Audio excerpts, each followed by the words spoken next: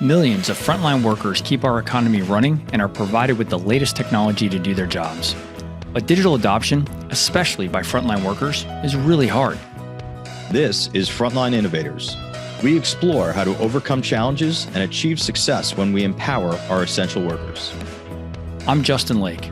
And I'm Gene Signorini. Together, we speak with experts who are leading the way and driving digital transformation to the front line. This podcast is sponsored by Skillful, on a mission to help frontline workers learn and use the technology needed to succeed in their jobs. Welcome to the Frontline Innovators podcast. I'm your host, Justin Lake, and we have another great episode lined up for you today. My guest today is the IT business partner for innovation for the city of Las Vegas. Please welcome to the show, Don Jacobson. Hello, Don. Good morning, Justin. Glad to be on the show.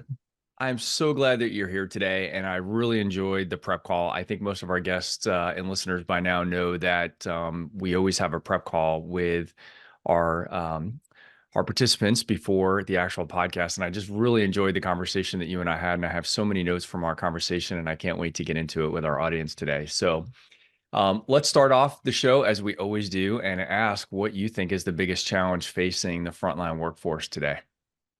Well, that's a very good question. And actually, you can see I'm coming to you from a desk in an office. So I would not classify myself as a frontline worker. While I worked for the federal workforce for about 20 years and now have been in local government nearly 25 years, most of that time has been spent in an office. So in answer to your question, I think I'd give you a different answer today than maybe I would have given you back in 2019. You know, with the onset of the pandemic and during and afterwards, I think everyone, public and private sector alike, they experienced the great resignation, as they termed it. Many people reassess their work, reassess their life, and determined that that was a time for them, either ideal for them to move, or maybe just circumstances were forcing their hand to make a move. And one of the reasons that people cited for moving from one position to another, one job to another, or even one city to another, was stress in their current situation. That stress, they cited several factors. It's money stress, or work-life balance, or perhaps it's personal safety on the job, or personal growth. But in any case, any of those factors created some sort of stress that they didn't want to deal with anymore, or they thought that maybe the proverbial grass was greener on the other side. And so they made the move, and many more considered making the move.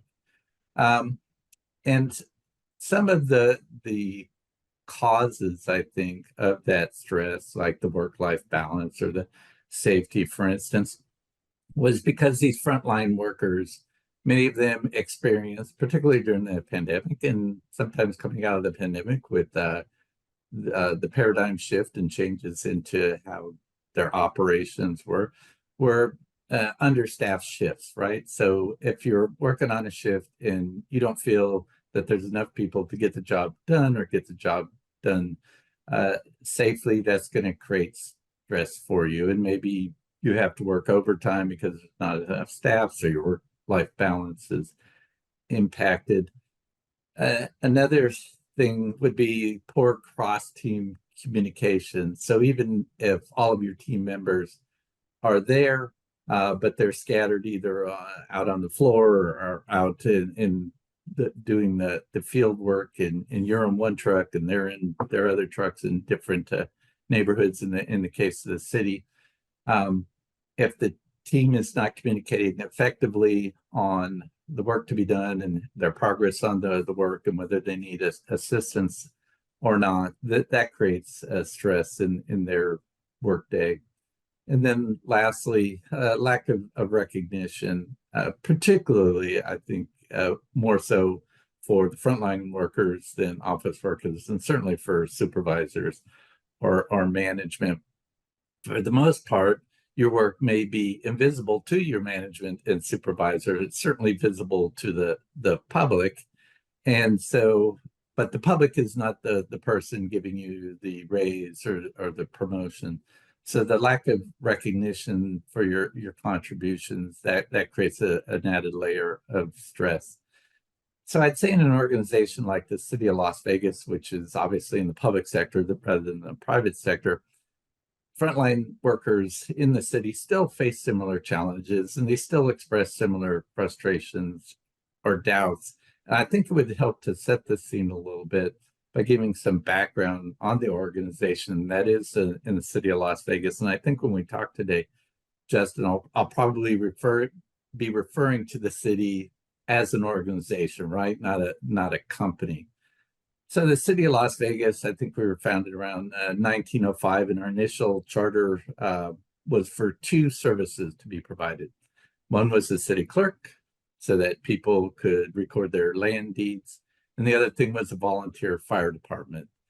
Everything else that has become the city today, with public safety departments, with our public works departments, operations and maintenance, parks and recreation, and so forth. All of that has grown from that initial city charter. So a bureaucracy has grown, and it's kept pace with the growth of the Las Vegas Valley. But anytime an organization grows bigger and more complex, then there's going to be potential for breakdown in communication between the people who are out there doing the frontline work, whether it's filling a pothole or sweeping a street or guarding a pool, and the people who are back in the proverbial city hall, that are the administrators, the people who are making sure that that these workers are able to communicate with one another, that they're able to get paid on time, that all of their other sort of administrative needs are met. So by setting that stage there, I think as we go on in our conversation here today, we can keep going back to what the city of Las Vegas looks like today as an organization delivering services to the community, which is Las Vegas, entertainment capital of the world, global brand. 42 million visitors a year, on pace to probably by 2030, maybe even sooner, hit 52 million. If we have 2.5 million people that live in the valley, 650,000 live in Las Vegas. So we're talking an extra million people every single week that are coming to Las Vegas. So roughly our population increases by a third every week. And they all want to be entertained, and they all want to be fed, they want to all have a good time. And we want the same for them. You probably experienced that on your recent trip to Las Vegas. Trip. Hopefully you were entertained, you got fed, you had a good time, and you'll come back again, because that's our goal. Yeah. You know, it's really, when you and I first met and we talked about all of what goes on behind the scenes in a city like yours, in any major city, but it was particularly interesting to really think about it. Las Vegas is a pretty tightly, dense city. There's a lot going on in a very small geographic area. And, most of the time on the show and in my business life, I'm talking to for-profit companies. So it's a little bit different, but what I found kind of fascinating is that as different as it is, it's actually very much the same, right? You have, you may not refer to the public as customers, although I'd be curious to kind of hear how you think about that. But, there are customers, there are taxpayers that are expecting certain services from the city, and there's certain upkeep that needs to be done. And while the motivations may be a little bit different than a for-profit company, how you actually operationalize around that actually has a lot of similarities, and the efficiencies that you're looking for and the need to track work that's actually happening in the field and make sure that the work is getting done. I mean, I think we all probably just take it for granted. It's hidden in plain sight in front of us in all of the cities that we live in. I'd be curious to just kind of hear from you some of the things that you think really look like enterprise functions just inside a city? I mean, we talked about the guys, managing the traffic lights and things like that and replacing street lights and stuff like that when we had our first call together. Are there other functions that you can think about that kind of look just like a business operation? It's just that there's not money exchanging hands in the traditional sense. Right. Yeah, we certainly don't want the public to take us for granted, but we do, for the most part, like to be invisible, right? We want you to have that sense of safety without seeing an officer on every corner. We want you to feel that sense that your community is clean and orderly without seeing, people out there every day abating graffiti and sweeping up trash and filling in and potholes and everything. And back to your point there, I think we call them the public, sometimes citizens, or collectively the community. And Right. and that's kind of our slogan is building community to make life better. So that's our mission, is we recognize this community, and that the community is people. It's not the land, it's not the building, it's on the land and everything. Even though the bureaucracy that we've created is all about the land, right? So basically, any town is dirt. It's parcels, and those parcels are zoned one way or another. They're residential or they're commercial, and they get rezoned and rezoned and rezoned. And then eventually somebody develops that land, and they either build that commercial property or they build that residence. And throughout that process, all the record of all that rezoning and the record of the construction of the residence or the business, all of that is a lot of paperwork, right? There's inspections that are done, there's fees that are paid.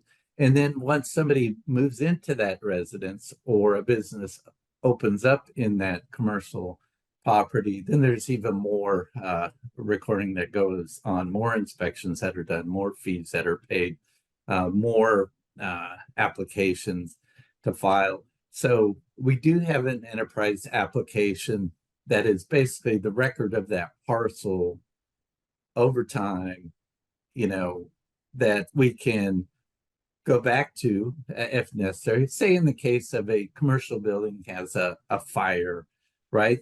The first thing people are going to want to know is, has that building been regularly inspected? Did it have a functioning fire suppression system? Were there fire extinguishers?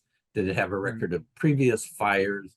Those sorts of things. So it's very important for us to keep an accurate and accessible record of everything that went on with that commercial property leading up to the point where maybe there was a fire. And then, of course, there's things that we learn if a fire were to occur that we want to record so that we can prevent fires in the future, or if a fire were to occur, how to mitigate it, maybe arrive on the scene faster, and so forth. So all of that is a way of saying there's an awful lot of data, and we need to manage and protect that data effectively. But also, it's very important for us to make that data accessible to the public, for people who can make use of it. We're very transparent in the data that we keep. So if anybody were to Google Las Vegas open data, it would take them to a portal. And in that portal, they would see different tiles. And those tiles basically are a reflection of what all of the operations that are ongoing at the city. It's basically how we're organized, the mission of each component of our organization, and then their progress towards fulfilling their goals and objectives for the years based on the priorities, which are set by the elected officials, which are set by their constituents who voted Right. them into Right. office in the first place. So you can see, for example, in say public works, what their mission is and their goals, or their progress towards the goals. You can even drill down and see the key performance indicators that indicate progress towards the goal. And then you can drill down even further, and you can even see the data set behind it. That's basically the evidence, if you will, of that progress. That's And actually fascinating. That yeah, level of transparency is fascinating, and something that's very different from traditional for-profit businesses who would not expose that right, level right. of granularity to the public, nor are they obligated to, right? Yeah, there's an organization called the Sunlight Foundation that typically ranks the city very high. We've been as high as number one in terms of transparency, in terms of the quality and quantity of data that we make accessible on our open data site, which all of those data sets are downloadable. We would encourage people to mash that data with other data, right? So you could compare, say, the operations of the city of Las Vegas versus North Las Vegas, or city of Henderson, or Clark County, or any other municipality in terms of services that are provided and how we're doing with regard to providing those services. Now, you can even go out on our site and you can see our budget, basically a line item budget, and then you can see our expenditures, right? Basically every single check, if you will, that the city writes. And so you can go through that data and you can look into it that, okay, if this investment was made, say, on roadways, how did that impact environmental quality, um, uh, impact on mobility in the community? And so that's stuff that, well, we may not have the time and resources to look that deeply ourselves. By making that data accessible to others, they can draw their own inferences or create their own stories from that. Now, to get back to frontline workers for a moment, the frontline workers are contributors to that data. So when our frontline workers are out there inspecting a sewer manhole cover, or they're out there inspecting a new water heater that's been put into a residence, they're entering the data about that inspection into the enterprise system. That data, in turn, can be made available to the open data website. Certainly, every piece of data that the city collects is not out there yet, right? For the most part, internally, we look and we say what data could be useful to the public. And in other cases, the public says this data would be useful. We don't see it out there. And so we meet on a regular basis to basically vote on, if you will, what data sets to put out there, prioritizing what is most asked for or needed by the public. So again, back to the frontline workers, we went through an ambitious long-term program where everybody employed by the city learned how to be a data ambassador, right? That they were a creator of data, a contributor to the overall data sets that are used to manage the city, and to understand the importance of the accuracy of the data that they're entering, the timeliness of the data, and then how they can use data themselves and how others may use their data. So it's not just a frontline worker, it's not just checking a box because they got a task done. They're checking a box because what they've done helps contribute to the community being better, and the public, the taxpaying public, seeing the results of their tax dollars at work. So this is actually really interesting because this is a very different motivation for the data collection activities that would typically happen with a frontline workforce. Most of the time, or at least many times, in a commercial operation, the motivation for that is more of a kind of a customer satisfaction view of things, right? Did my work order get complete? Did my delivery get complete? Did all the things that I actually had delivered show up on my invoice, right? Those kinds of things. In this case, that there's a level of accountability back and this level of transparency that's fascinating, but it also puts a lot of pressure on the organization to make sure then that your frontline team members are actually using the technology. I mean, this is what I Right. spend all of my day thinking about is your frontline workers have to use the technology the way that it was intended, because there are real repercussions then if it's not feeding data back accordingly. And you said something you mentioned manhole covers before, and in our previous call you talked about the city of Las Vegas has 50,000 of everything was a quote that I remember you saying. You said 50,000 Yes. streetlights, 50,000 manhole covers. I'm sure those aren't the exact numbers, but the point was you have a lot of assets in the organization that you need to track and be accountable for. And the men and women that are out there on the front lines actually servicing and maintaining and inspecting all of that equipment, there's a lot of assets out there for you to track. So how are you making sure that the frontline workforce is actually doing what they're supposed to be doing, and that you have a high level of compliance with that?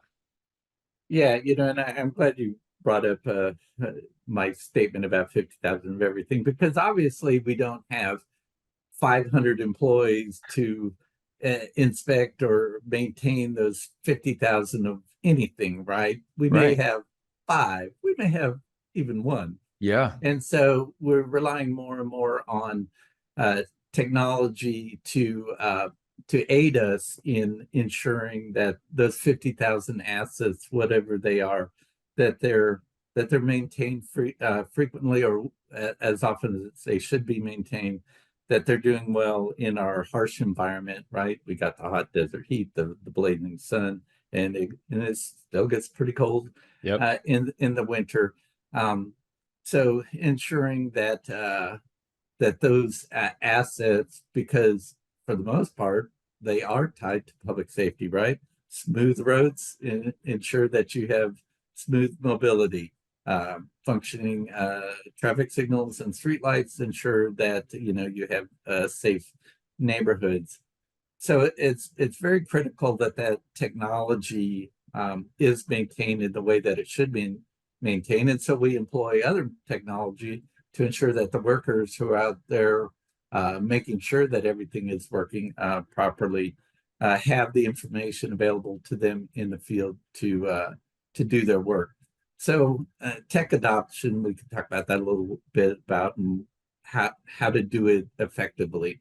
We all want to streamline operations, and we all want to deliver excellent customer service. So with the right tools, the frontline staff, it can do that, and they can accomplish both of them.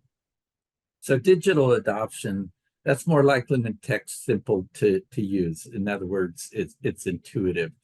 So it's more likely that digital adoption occurs if the technology works fast, both in terms of connectivity and in terms of the hands-on effort that's required, basically the process or procedure that the frontline worker follows. So frontline workers, they operate in a different environment than office workers, obviously. And I'll take a little segue here into, I was, during the pandemic, taken from a desk job to a frontline worker job because during the pandemic, we imposed a thing that, mask wearing was required, distancing was required, and we imposed that on businesses and any place where the public gathers.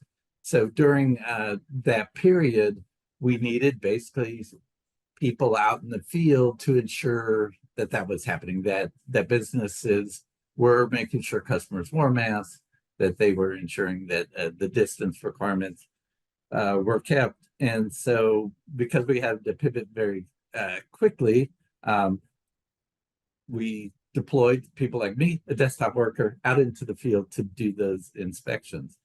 So what does that mean? That's my first experience as a frontline worker in a very long time. So I came to appreciate and realize how important technology is to communicate to you as a person out in the field what your queue of work is, right? Which businesses I should be going to, recording of my work, which ones I inspected, and doing that all simply and easily, and using connected tools, digital tools, to do that rather than relying on the old clipboard and a piece of paper. So, so back to my original point, frontline workers operating in a different environment than desktop workers, obviously. So when they have a mobile tool, it's different. The screen is different than me looking at a screen at a desk, right? So can the screen be seen whether they're driving in a truck or they're out in the field? Is the device easy to hold? Is it lightweight? Are the haptics any good? So when they're scrolling or clicking on buttons to go to the next step, is that reliable and speedy? So integrating tech into anyone's daily routine, you need to know where and when they're going to use that tool. So when you have multiple applications with these mobile tools, it's got to be easy to switch between them, and preferably that switch from one application to another, say between a service request and a work order, it should be made within the application itself without you having to log into two different applications, taking a step here, going to a different screen and taking a step there. For the most part, we like to be able to feed information in one into the other and vice versa. So that's talking about the device itself and the use of the device. The other thing is how we get the workers to adopt that digital technology other than just using it day to day. And one way of doing that is leading by example. So digital adoption, that's more than just a single piece of software or device. It represents a shift in the way an organization like the city or in the private sector or company interacts with its employees and with the customers. So a leadership team that embraces digital helps demonstrate how important it is.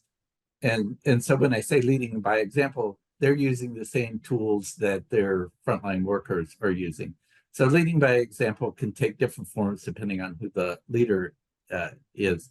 An executive, I wouldn't expect them to use the same tools as a frontline worker all the time. But if those employees see the executive actually using a tech tool, that inspires some confidence in them. Managers and team leaders who work directly with the frontline workers, they should be among the first to adopt new digital tools so that they understand the feedback that they're getting from their workers. They can see it for themselves and not just it be an antidote that they can't really appreciate. And ideally, those managers, those supervisors, they should be empowered by the executives to help their teams overcome any challenges adopting the new technology. And one way to do that, what we've done is recruiting basically technology ambassadors to help shift culture. And so I mentioned our data ambassador program that we may have within each department what I'll call a data wrangler, right? That's the person who best knows what data sets, what data is being created by a department, who's responsible for ensuring that that data is accurate and timely and protected. But also, they are the ones that handhold, if you will, the people who are struggling with that whole concept of data, their role in data creation and data protection and data use. So empowering executives, managers, frontline workers to all be ambassadors in this collective ambition of embracing data, embracing digital. That's, I think, crucial to any organization, whether it be public or private sector. So the people on the front line, not managers, who are really excited about using technology on their job, that's the goal that we strive to achieve, because then they're interested in helping their coworkers who may be struggling, getting over their fears about this new way of working. And is that the tech ambassadors that you described? I would call them data ambassadors, right? Okay. Yeah. So I thought I heard two different phrases that I wanted to dig into a little bit. I thought I heard you say tech ambassadors and then a data wrangler. Are Yeah. those, did I merge those or separate something that should have been one? Yeah. A data wrangler, well, obviously they're embedded in the business, right? And so they know better than, say, a user of data or a creator of data, how that data is used maybe by other departments in the city or utilized by the public or utilized by executives and even elected officials to make decisions about deploying resources, about investing in capital, and those sorts of decisions that need to be based on data. Whereas the data ambassador is really an employee of the city of Las Vegas to understand they're creating data on a daily basis, right? And their data is being used by everyone up the chain, and it may even be used by the public, right? If the if the citizen makes a complaint or request or a question, and a frontline worker takes care of that complaint or answers that question, um, then basically that frontline worker has had an interaction with the public. It may be virtual, right? It may not be face to face, but in that case, uh, the citizen goes away satisfied because they got an answer. They got an answer in a timely fashion, and most importantly, they got an accurate answer. Right? Nobody wants to call to say how much is owed on my sewer bill or when's the date of next payment I have to make on my sewer bill, and they get an inaccurate answer. And it's not because um, the person who gave them the answer necessarily got it wrong, but maybe the wrong answer was given to them. And so we strive for complete accuracy on the data that is used to make decisions, whether it's to answer a question posed by the public or to make a multi-million-dollar capital investment. Yeah. That's fascinating. Are these terms, maybe everybody uses this term and I just hadn't heard it before, but it makes a lot of sense. This concept of a data wrangler, is that just a term that you use or is that Yeah, kind of embedded in your that's culture? that's a term I use. There is a term or a title that we actually have in the Information Innovation and Technologies Department. It's called a business partner. So a business partner, when you think of the organization of the city, we probably have a dozen different departments. And I'll say these departments are maybe organized in communities of interest, like public safety being a community of interest. So you'd have fire services, right? The fire department in there. You'd have the municipal court in there. You would have our detention facility, the jail, under public safety. And so you would have a business partner in the IT department who would be embedded in that public safety community of interest.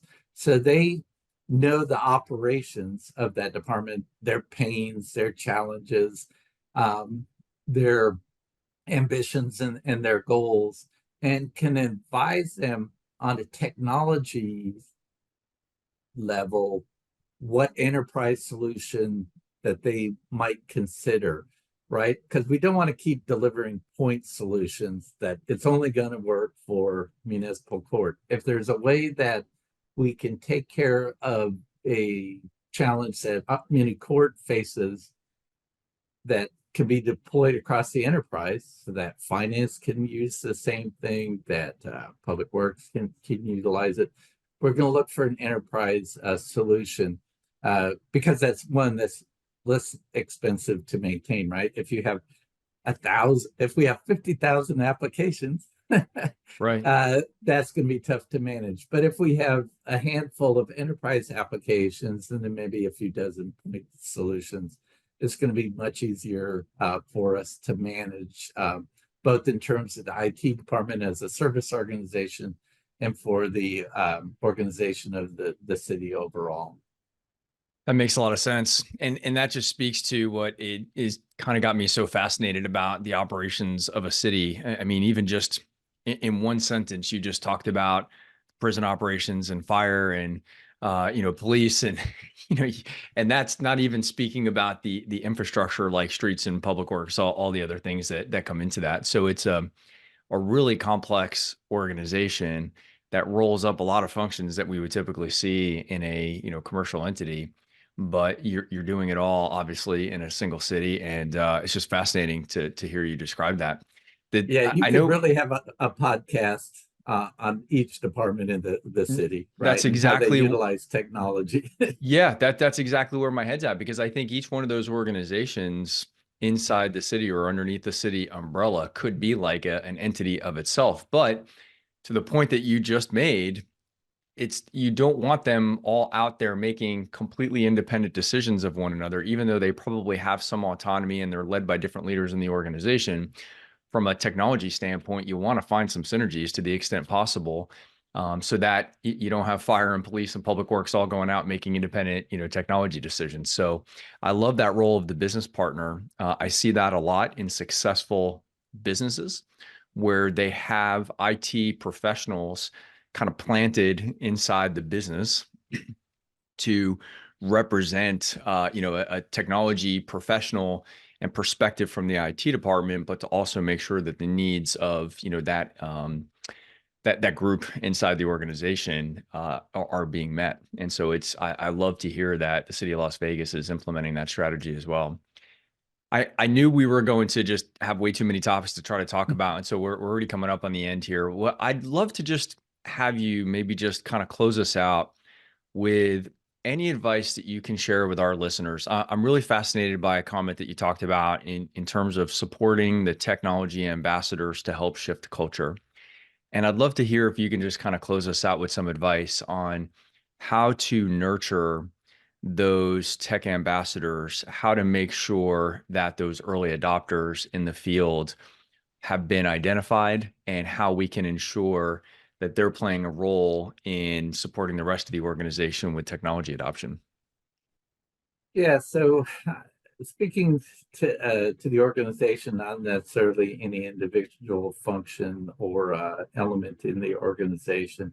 So a key factor in digital adoption is understanding the benefits to every party, whether it be the public, the citizen, the resident, the tourist, the business owner, or internally, whether you're executive or you're the person that's out in the field. So everybody needs to understand and appreciate the benefits. So reception is better if workers know how adopting technology will help them be more successful at their job. So what we try to do is focus on challenges that technology will solve and how it's going to make everybody's workday easier. Now, people also like to understand the larger strategic goals of the organization's initiatives. So it's not just your specific job function, but how does your role contribute to the overall success of your section, of your department, of your community of interest, and of the city as a whole. So will this, I guess answering the question, will this solution, this digital tool, is it going to help the organization be more efficient? Is it going to improve customer service? You need to share your expectations for any new technology and how you're going to measure results. So, you were talking about accountability earlier. Well, that's both sides, right? Making the workers more accountable for the work that they're getting done, but also holding accountable that that this technology is actually improving service delivery, that we're getting out to the scene of a fire faster, that we're filling more potholes in over the course of a month. So it's how you deliver that, the communication that you use to deliver that. Well, that's critical. You got to deliver it in a way that your team will understand. And certainly somebody who is an executive is going to understand differently because they have a different experience and different background than somebody who's a field worker, a frontline worker. Yeah. So you need to understand your audience. And so when you're articulating, as I'm attempting to do, the benefits of the tools and how they will help a person in their role contribute to really having a well-oiled machine, if you will. So there's several different traditional channels that we use to do that, right? supervisors send out emails. We have verbal announcement from managers. We have training sessions. Um, but I think connecting with people on a personal level, having that relationship, building that trust, the only way that you're going to do that is you empathize with people. You empathize with their discomfort with change, that Right. they may be uncomfortable with being handed this new tool and new way of doing things. And so you got to let people know that your organization is going to support them throughout the technology adoption, from the training to the practice. You need to give them ample time to practice, to frequently checking with them uh, in how they're using it in the field, because people by nature are going to look for the simplest way to do something, right? Right. For them. So they're not interested in 10 different ways of accomplishing the same thing. They just want to know the shortcuts, right? So you might as well give them a tool that is the shortcut. And if they want to use the longer way to get to it, because not everybody arrives at the same um, destination the same way. Um, so back to the point, support them throughout the entire process and support them once it's been deployed. And basically be positive. I'd say be positive about the benefits, be positive about their role, be positive about your vision for not only solutions today, but those that are coming on the horizon. Yeah. AI, right? Most people don't. Causes fear and excitement. Yes, exactly. People see one headline, workforce cuts because AI is replacing jobs. But then other people see the headline that says, well, your job's going to get a lot easier and you can do the things you really want to do because AI is going to take care of those mundane routine tasks Right. and everything. It remains to be seen. I'm very excited about it. But I guess the key thing is having accurate, up-to-date information at your hands to make a decision, whether you're a frontline worker, a manager, supervisor, an executive, or an elected official. That's both the biggest hurdle and the biggest opportunity for us. Empowerment, that's a word that's thrown around a lot. Empowering frontline workers is crucial because they're the heart of your organization. If you're public Right. sector, or your company, if you're private sector, they're the face to your customers or to your citizens. They make your operations run smoothly.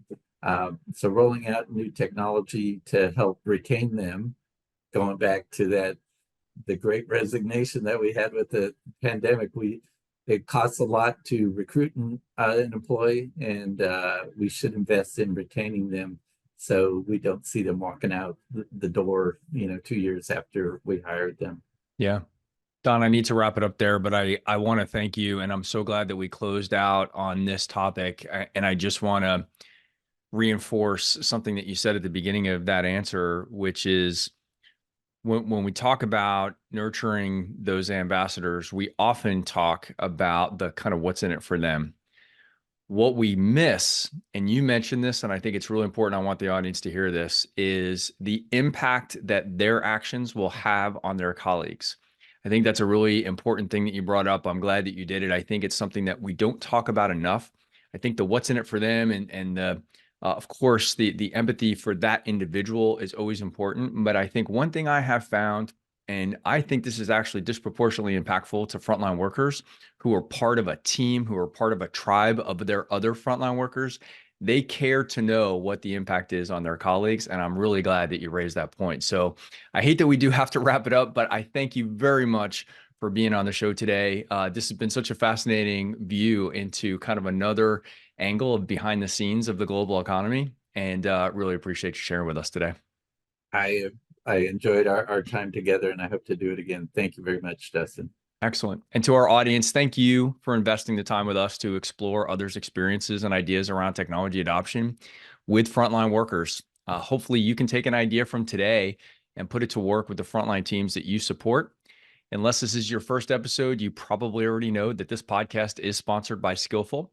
If it is your first episode, I appreciate you joining, and I hope you'll stick around and subscribe. Skillful is the only end-to-end systems training platform optimized for frontline operations. You can learn more about how you can solve your frontline systems training challenges by visiting skillful.com. That's SKYLLFUL.com. Thank you very much, and look forward to you joining us on our next episode. Don, thanks again. Thank you very much.